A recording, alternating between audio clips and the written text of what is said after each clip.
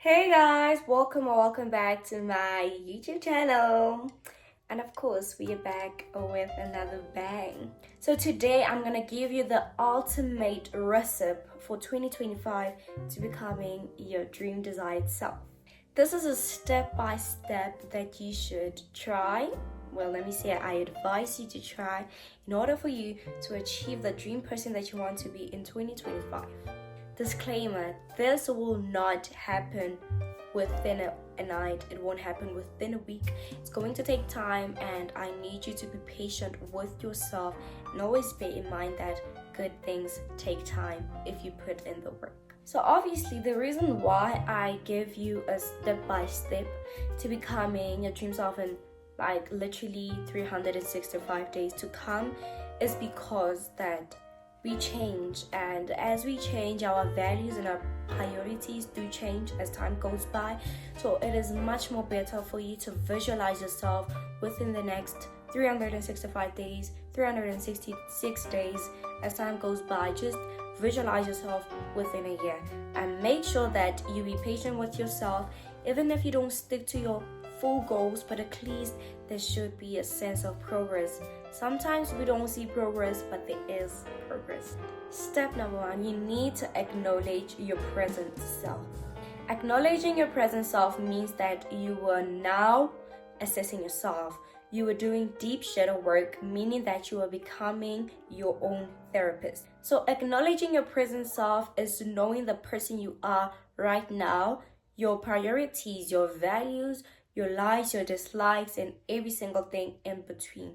But the only difference now that I want you to do is to go in details and find yourself deeper. I am going to give you a whole month of December or this left few days of November to do some self-aware shadow work and realize the type of a person you are, because sometimes we do say, I know myself, but we don't actually really know ourselves. So knowing yourself means that you know your triggers, you know your traumas, you know things that make you happy, you know the things that make you sad or angry in every single thing. When you become your own therapist, it means that you are now including psychology within your own shadow work. It might also help to watch a few of YouTube videos on how to do shadow work. I wish I could do that, but I'm not yet professional in that.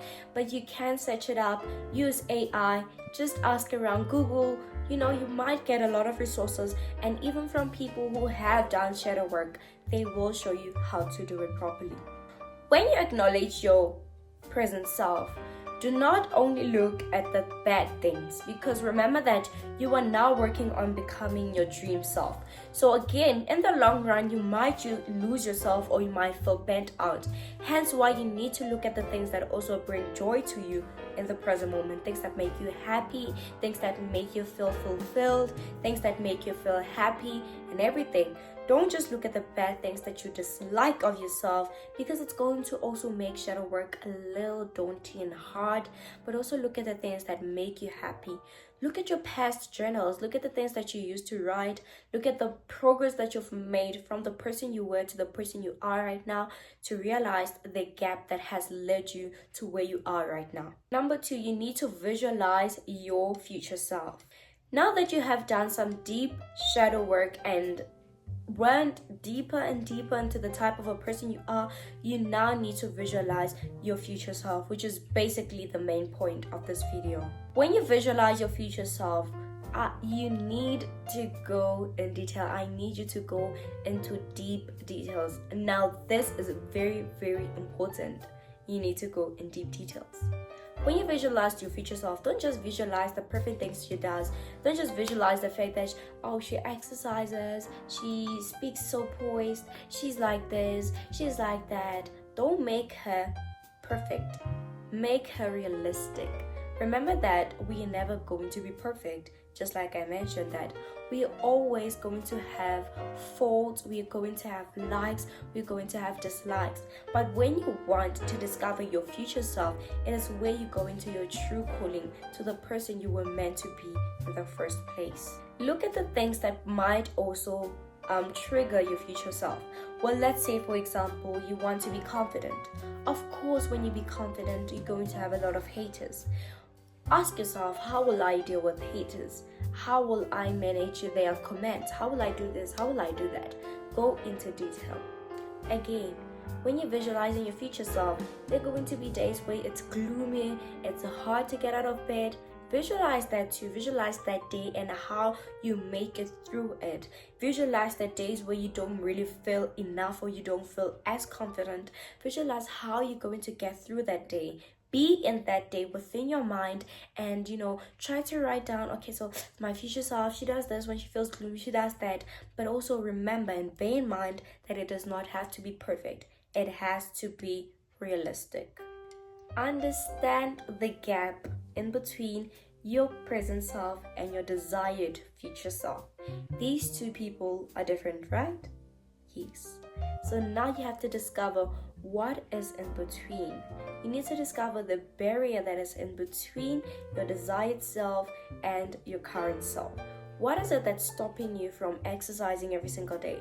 What is it that's stopping you from having a positive mindset? It could be your friends, it could be the people you talk to, it could be the conversations that you have, it could be that you keep on gossiping every single conversation, and so forth and so on.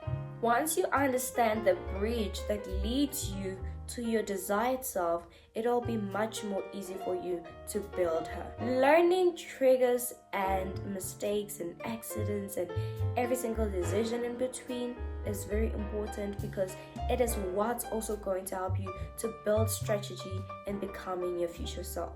Gaining self-love and authenticity, as well as having a certain mindset, is very important. Loving yourself comes first. Once you visualize your future self, you're always going to visualize her as healed. But let me tell you one thing about healing. It is not a destination itself, but rather a journey. So visualize her as a person who's healing herself. So right now, of course, you might be going through some certain things, or you might be going through some certain traumas and all of that. Hence why it is important for you to do some shadow work first. I skipped this stage of understanding the gap and doing some shadow work. I skipped it, and hence why sometimes I would feel held back and go back to the past things that have hurt me, the things that I would not want to go back to. Why? Because I've never understood my triggers and why I felt like that. I did my research, I did my deep research, which took me 3 months to understand that, okay, so some certain things it's because of hormones and all of that. Okay, so some certain things it's because of inherited genetics and everything. So that's why it's important for you to understand that. Acknowledging your gap, acknowledging the bridge in between will help you to direct yourself to the person you're meant to be. Learn that you are your only competition. Guys, this lesson is very valuable. It is very much important for you to learn. You are your own competition.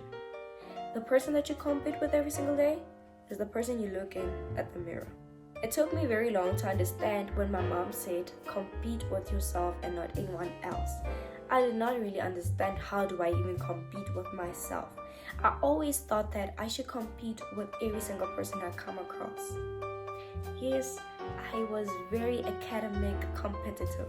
I would compete with a person even if they're not competing with me.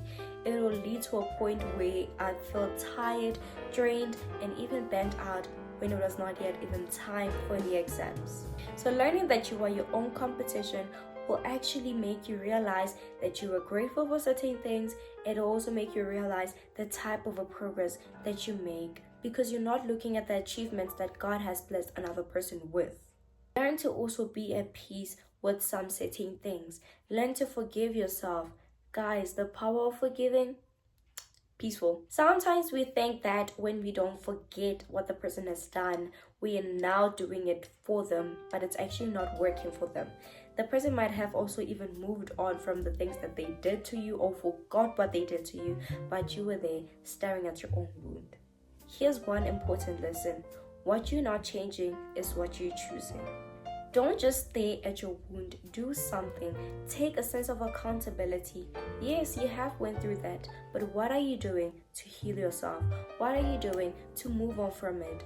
And let's also realize that some certain events happen and it becomes hard for ourselves to actually forgive, because at some point we think that it is our fault that happened. It is our fault that this happened. But trust me, honey, you were blind and you did not have the mindset that you have now, but move on. Don't blame yourself for the things that you did in the past. It was a mistake and we learn from our mistakes. That mistake is what actually made you the type of a person you are today. You are also going to have to find new hobbies, find new skills, and just declutter and organize. Becoming your future self comes with cluttering, cleaning.